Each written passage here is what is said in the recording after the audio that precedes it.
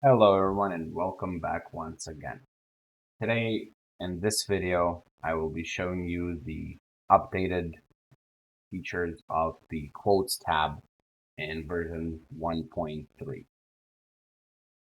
So in version 1.3 there's a couple of things that were updated and the quoting has been made much easier, and if you actually put in some time and create some processes, it will be very huge help depending on how you quote. So if you go and click on the plus sign that I just clicked here and you're trying to add a part number, there's a button here which says edit processes. When you go into edit processes, you are able to create as many processes as you like. You can create them per customer, per machined parts, or anything else. So let's say you identify, let's say a particular customer sends you very similar parts time to time, right? And they're very similar, and the quoting process is very similar. Your set costs are there, your margins are set, everything is set for that customer. So now the only thing you need to do is just input the runtime you believe it will take to run this part.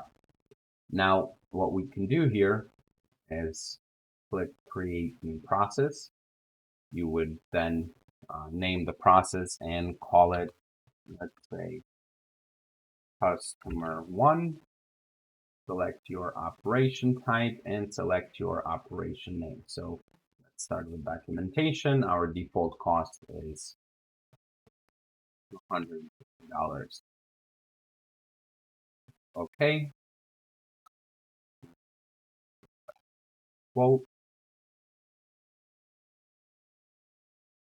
process. Now customer 1 is here. Now we can click add operation, another one. Say that it's house. Operation type doesn't really matter. It's always up to you. You can add as many operation types as you'd like and as many operation names as you'd like in these settings.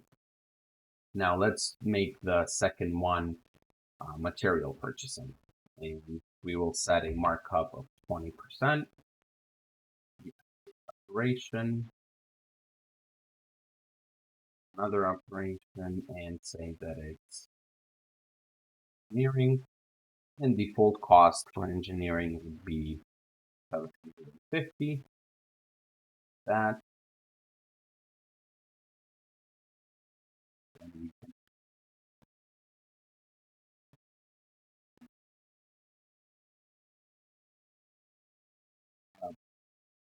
default cost for our setup is going to be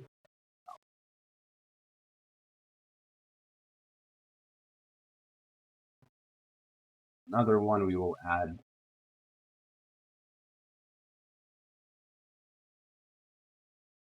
runtime, nothing for the default.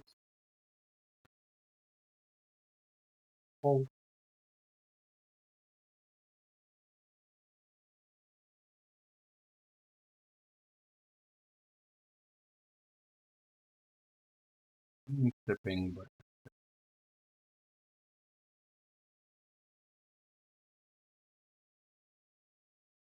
now when I go and create a new part number,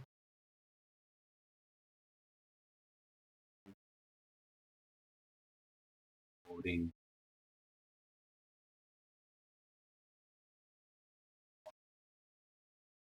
selected process is customer 1, part number,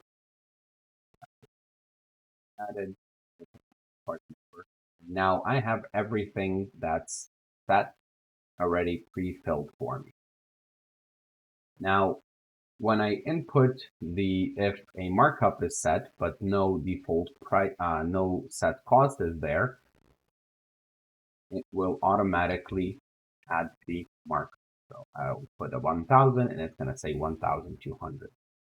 Now, if you set a markup and a set cost in a particular operation, it will take that set cost and add a markup to it. And after you modify the price, if you do modify it, it will add that markup also. Now, Another nice feature that's here is your bar yield helper. So let's say these parts are just milling parts, right? And we're going to be buying 12-foot bars. Our saw thickness is 40 thousandths, and the part length is 2 inches and 2.5 inches. But then I have to still make sure I have enough stock on both ends. So I'm going to say that I actually want 2.6 inches of material that I'll be cutting. Now I click calculate yield and it will actually tell me that I will be getting 54 parts per segment. In this case, per bar.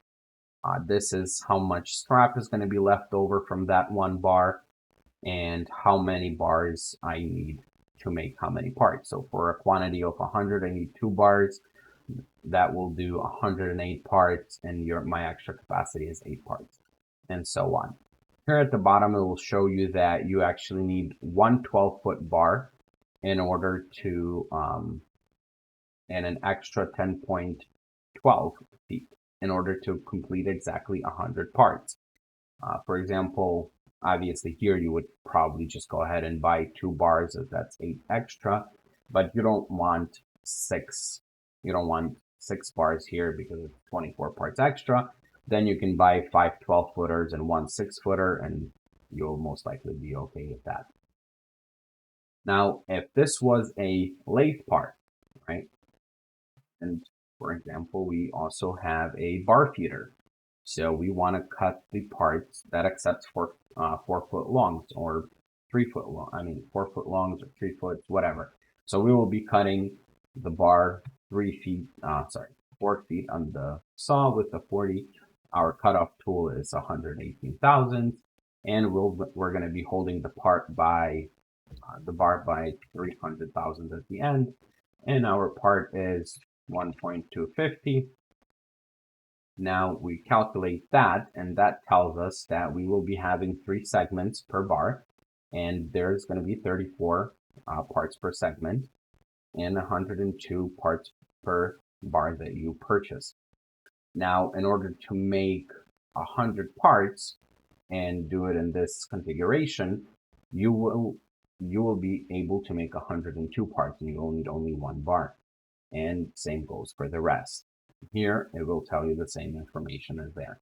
So now you don't have to calculate a million times in the calculator what you're looking for. You just have a nice handy feature right there. And you can also modify these quantities. If let's say you want to do 1,000, 2,000, 3,000, then we calculate it and it's going to update the values for us.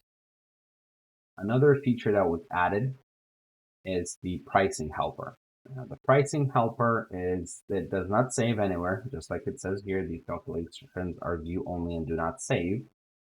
Let's say you wanted to test out and see and maybe give a customer a break. So for example, at 100 pieces, you want to run it at 120 an hour, 180 and 180. But for 300 pieces, you're okay running it at 90, 120, and 120.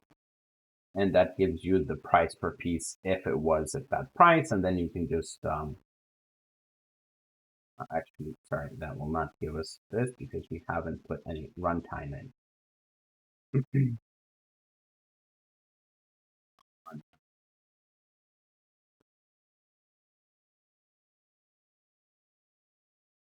Now, 391. That gives me 97.33 per piece, and then you can put that here.